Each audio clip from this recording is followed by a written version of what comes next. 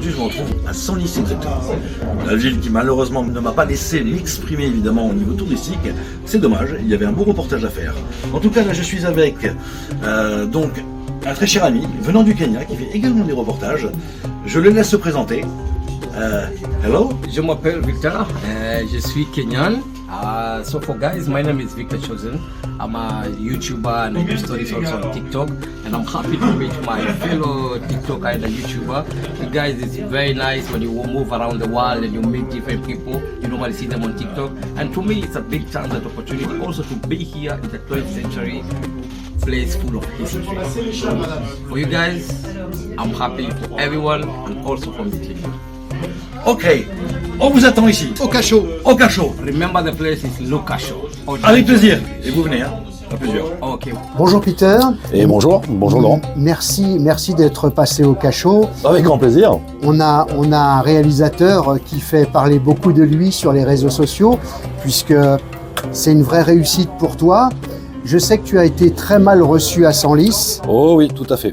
Est-ce que tu peux donc nous présenter un peu ta chaîne et ce que tu fais? Alors je présente à l'origine tous les sites gaulois et gallo-romains, en apprenant d'ailleurs la culture gauloise jusqu'à la langue, partout en France. J'étudie évidemment et je vous fais découvrir évidemment tous les anciens peuples gaulois. Hein.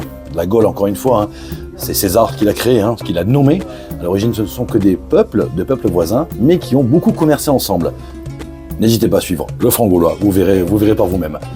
Je suis arrivé un jour ici à Senlis et j'ai demandé donc cette autorisation de pouvoir filmer le musée et toute cette partie antique se trouvant en sous-sol.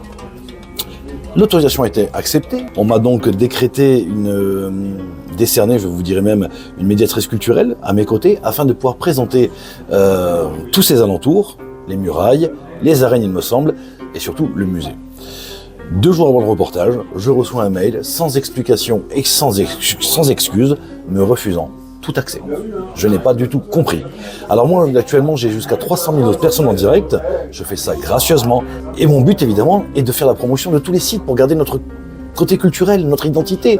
C'est très important et surtout ce partage. Je n'ai pas compris. C'est quand même assez invraisemblable. Est-ce qu'il n'y a pas quelque chose d'autre un peu particulier qu'aurait pu bloquer la ville parce que c'est invraisemblable de ne pas vouloir promouvoir en fait sa propre ville? Alors oui, effectivement Laurent, je pense qu'effectivement il y a une petite parenthèse qui mérite d'être ajoutée. Généralement quand je fais mes reportages, j'ai un casque gaulois sur la tête, ce qui fait partie évidemment de cette panoplie de présentation gallo-romaine, rien d'exceptionnel.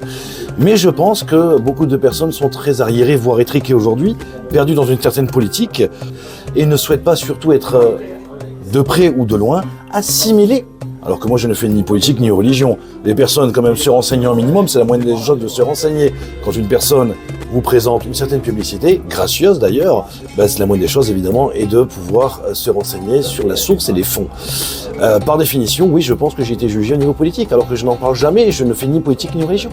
Alors, faut pas s'étonner, hein. Et pour ne rien te cacher, j'ai rencontré exactement les mêmes problèmes. C'est vraiment navrant, je trouve, que dans une ville, des élus, des politiques ne veuillent pas partager, en fait, l'histoire. Sache en tout cas, Peter, que ici au cachot, tu es le bienvenu quand Avec tu grand veux. plaisir. Et je vais rebondir sur tout ce que tu dis, Laurent, c'est très important, effectivement. En tout cas, ce qui est important, c'est que dans la vie, il ne reste rien, n'oubliez pas les amis, il ne reste rien, à part le partage, la part des âges. Nos anciens se battaient pour cela. Merci Laurent de m'avoir accueilli dans ce très bel endroit et je vous en parlerai de toute façon quoi qu'il arrive. Vous ne verrez pas le bas, mais je vous en parlerai parce qu'il faut venir. Et ça, c'est très important de venir, de conserver évidemment toutes ces preuves de notre histoire. C'est très chevaleresque ici, très templier. N'hésitez pas les amis, venez, à bientôt. Vive la France les amis et vive la Gaule, à bientôt. Merci Peter. Avec grand plaisir.